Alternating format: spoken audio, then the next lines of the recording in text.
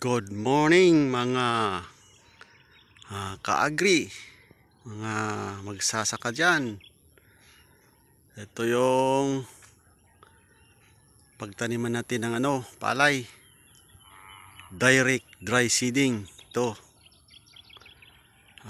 Tapos na itong rotibit. Tapos mamaya rotibit natin ulit. At sasabugan natin ng palay. Ito. Ang maliit na area lang to, 0.8 ang area nito. Ito yung gawa natin ng paraan para makapagtanim ng palay na